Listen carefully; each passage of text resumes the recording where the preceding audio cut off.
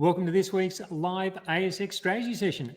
Thanks for joining me. Great having you with me today. Plenty of interesting things to talk about. Bit of volatility creeping into the market, stuff going on in the commodities space with gold and uranium and the like, and a couple of interesting stocks to talk about as well. So quite a bit to get through. As always, everything today is general commentary only, doesn't take your personal situation into account. Having said all that, I think we should just get straight into these charts and get into today's session. So I've got the ASX 200 up on the screen, and after a couple of fairly quiet weeks, we're now starting to see a bit of volatility come into the picture.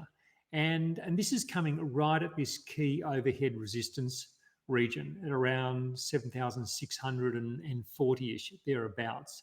And if we can just compress this chart a little bit, you can see that takes in the previous all-time highs back around 2021, 2022, as well as the most recent all-time high. So not at all a surprising place to be getting some volatility coming through. And we've been discussing this possibility for a few weeks now, the possibility of some type of a pullback coming in.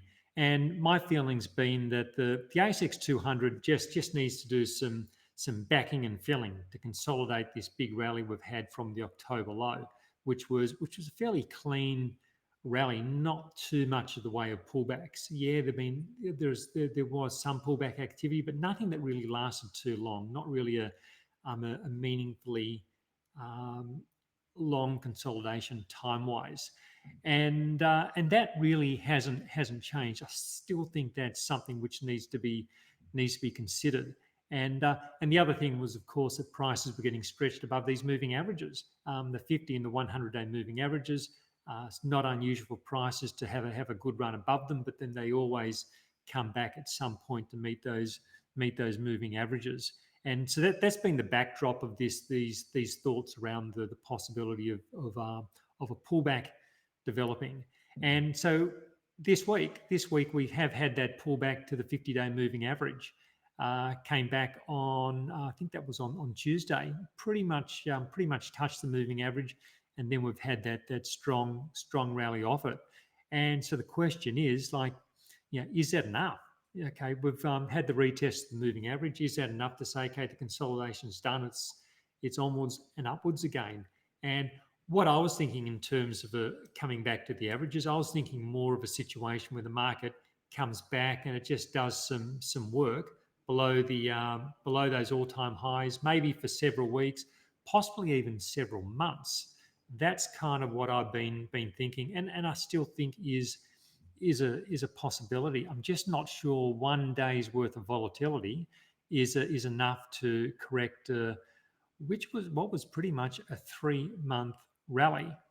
That said, though, I'm not going to stand in the way of the price action. If the price action does continue to rise, it's a case that I want to be on board. I'm not going to stand in front of that and say, look, the market has to consolidate. The market doesn't have to do anything. There's a clear interest in buying this market on pullbacks. We've had 2 tests of the 50-day moving averages, and twice the market's rallied.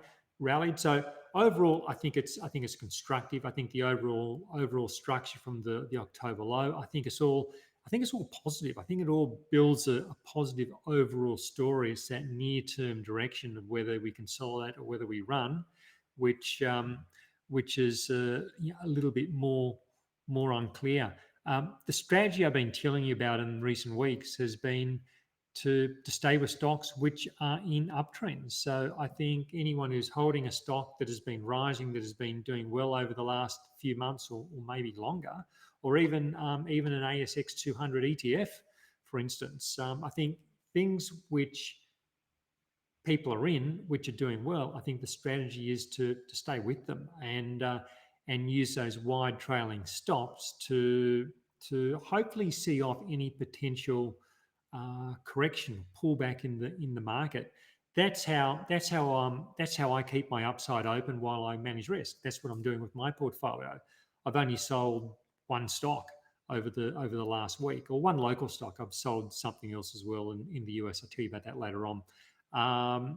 but yeah, I haven't been, with this volatility, I haven't been running around selling a whole lot of things, and that's how I manage my risk. And I think a lot of people will see this sort of volatility like it made the headlines. It was headlines. It's really, when you look at it in the scheme of things, it's really just a blip.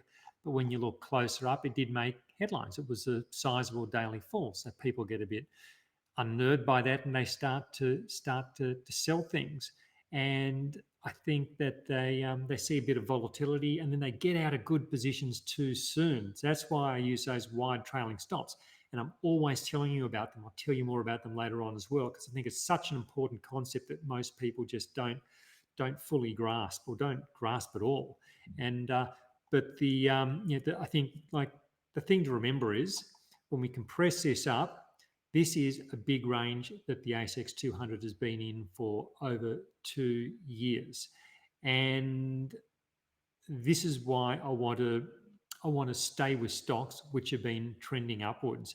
And because this ASX 200, it is on the verge of breaking out of this big range. And the thing with big ranges is, when big ranges break, they typically lead to big moves in one way or the other. In this case, if it breaks to the top side, you'd be anticipating a big move to the upside.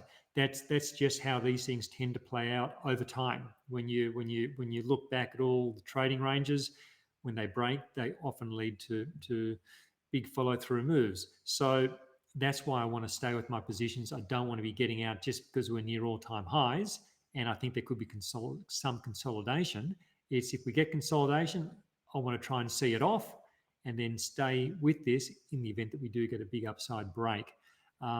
Rather than chasing stocks that have run, I'm probably more interested in looking for breakouts, and stocks that are rallying, that are just starting to rally off their moving averages after being in compression ranges, and which I talk a little bit more later, because I've got a couple of really interesting stocks. They're recent buy signals, recent motion trader buy signals, which really fit those characteristics I like, where you've got stocks which are coming off relatively low levels, consolidated above their moving averages, and staying to move. So I'll show you them in a little while.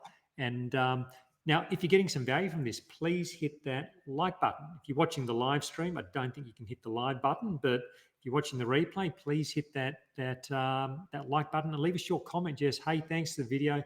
It just helps me so much, because it tells YouTube that people are watching and engaging, and YouTube will show other people. And now I'm going to move on to the small ordinaries in a moment. I've got the commodities. We're going to go through gold, copper, oil, and uranium, and those two stocks I want to show you. But of course, that wraps up the free section.